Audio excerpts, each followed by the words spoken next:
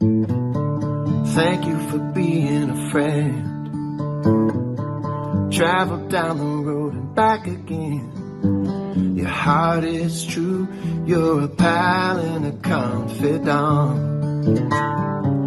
And if you threw a party and invited everyone you knew, you would see the biggest gift would be from me, and the card attached would say, thank you for being a friend.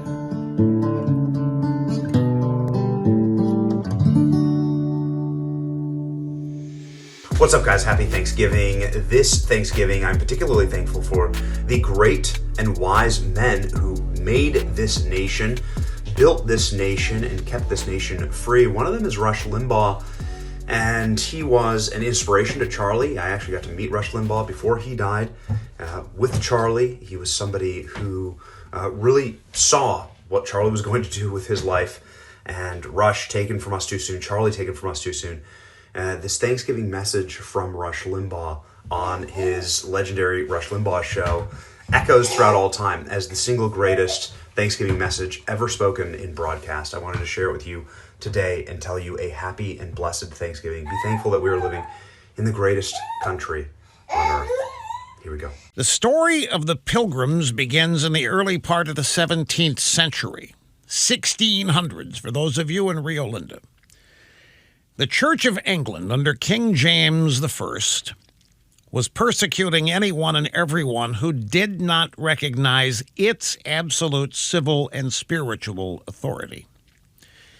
The first pilgrims were Christian rebels, folks. Those who challenged King James' ecclesiastical authority and those who believed strongly in freedom of worship were hunted down, imprisoned, and sometimes executed for their religious beliefs in England in the 1600s. A group of separatists, Christians who didn't want to buy into the Church of England or live under the rule of King James, fled to Holland and established a community among themselves there for 11 years. After 11 years, about 40 of them, having heard about this new world Christopher Columbus had discovered, 40 of them decided to go. 40 of them agreed to make a perilous journey to what was called the New World, where they knew they would face hardships. But the reason they did it, so they could live and worship God according to their own beliefs and consciences. On the 1st of August, 1620, the Mayflower set sail. 102 passengers, 40 of them pilgrims, now known as Pilgrims. They were led by a man named William Bradford. Now, on the journey, William Bradford set up an agreement, a contract that established how they would live once they got there. The contract set forth just and equal laws for all members of the new community, irrespective of political or religious beliefs. The revolutionary ideas expressed in the Mayflower Compact are derived straight from the Bible. The Pilgrims were a devoutly religious people completely steeped in lessons of both the Old and New Testaments.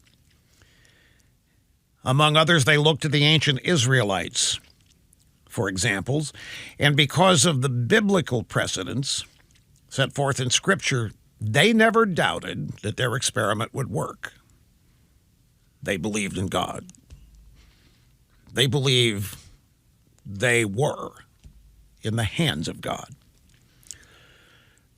As you know, it was not a pleasure cruise. The journey to the New World on a tiny, by today's standard, sailing ship. It was long, it was arduous. There was sickness, there was seasickness, it was cold, it was wet, the exact opposite of anything you think of today. as a cruise on the open ocean. When they landed in New England in November, they found, according to William Bradford's journal, a cold, barren, desolate wilderness. There were no friends to greet them, he wrote. There were no houses to shelter them. There were no inns where they could refresh themselves. There was nothing.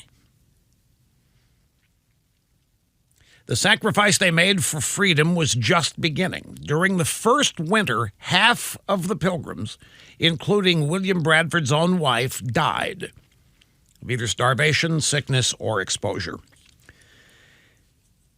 They endured that first winter. When spring finally came, they had by that time met the indigenous peoples, the Indians, and the Indians indeed taught settlers how to plant corn, how to fish, how to skin beavers and other animals for coats, and life improved. But there wasn't any prosperity. They did not yet prosper.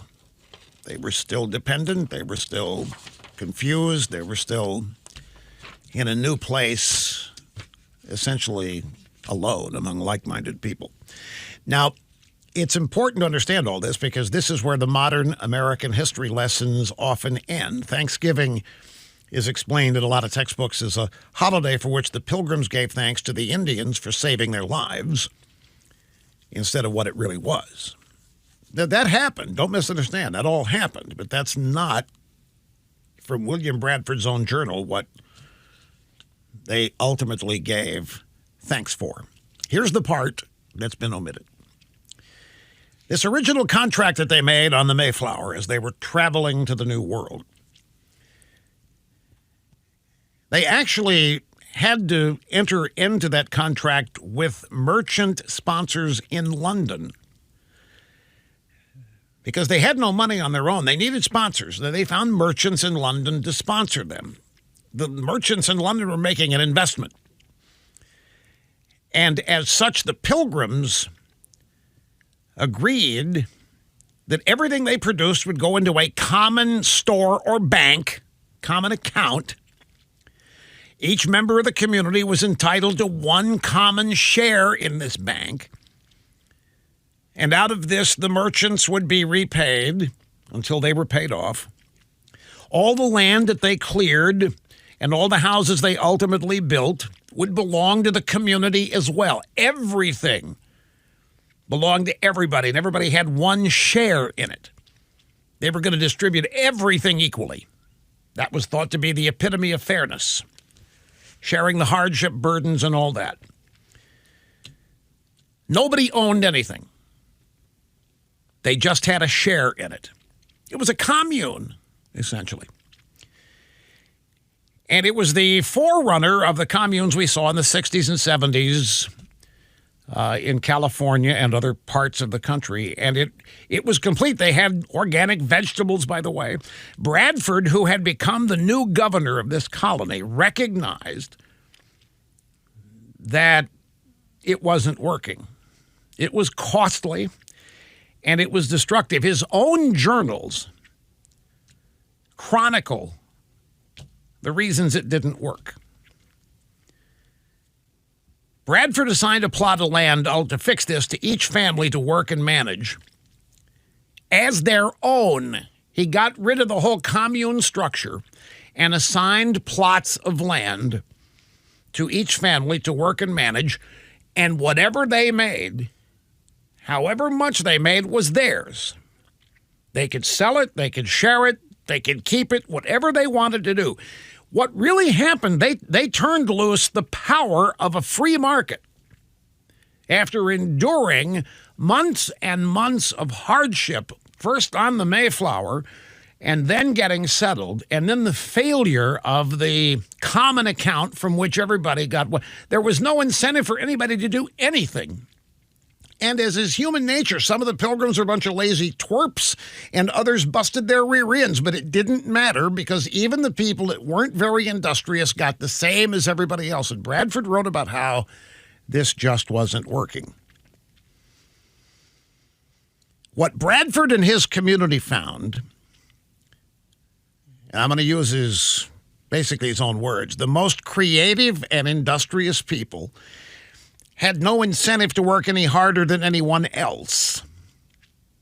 While most of the rest of the world has been experimenting with socialism for well over 100 years, trying to refine it and perfect it and reinvent it, the Pilgrims decided early on, William Bradford decided to scrap it permanently because it brought out the worst in human nature. It emphasized laziness. It created resentment. Because in every group of people, you've got your self-starters and you've got your hard workers, and you've got your lazy twerps and so forth. And there was no difference at the end of the day. The resentment sprang up on both sides. So Bradford wrote about this. For this community, so far as it was found to breed much confusion and discontent and retard much employment that would have been to their benefit and comfort. For young men that were most able and fit for labor and service did repine that they should spend their time and strength to work for other men's wives and children without any recompense, without any payment. That was thought injustice. Why should you work for other people when you can't even work for yourself? What's the point? The Pilgrims found that people could not be expected to do their best work without any incentive. So what did Bradford's community try next? They harnessed the power of good old free enterprise. They invoked the undergirding capitalistic principle of private property. Every family was assigned its own plot of land to work and permitted to market its own crops and products. And you know what happened? This had very good success, wrote Bradford, for it made everybody industrious. So as much more corn was planted than would have been.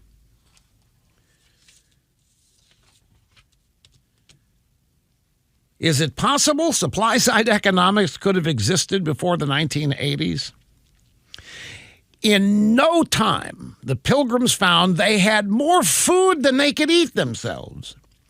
Now, this is where it gets really good. If you're laboring under any misconception that I was, as I was taught in school, they set up trading posts. They exchanged goods with the Indians. The profits allowed them to pay off their debts to the merchants in London, and the success and prosperity of the Plymouth settlement attracted more Europeans and began what became known as the Great Puritan Migration. The word of the success of the free enterprise Plymouth colony spread like wildfire, and that began the Great Migration. Everybody wanted a part of it. There was no mass slaughtering of the Indians. There was no wiping out of the indigenous people. And eventually, in William Bradford's own journal, unleashing the industriousness of all hands, ended up producing more than they could ever need themselves. So, trading posts began selling and exchanging things with the Indians, by the way, were very helpful. Puritan kids had relationships with the children of the Native Americans that they found. This killing the indigenous people stuff, this they're talking about much later.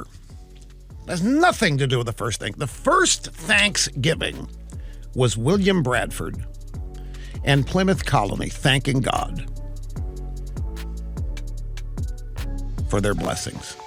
That's the first Thanksgiving.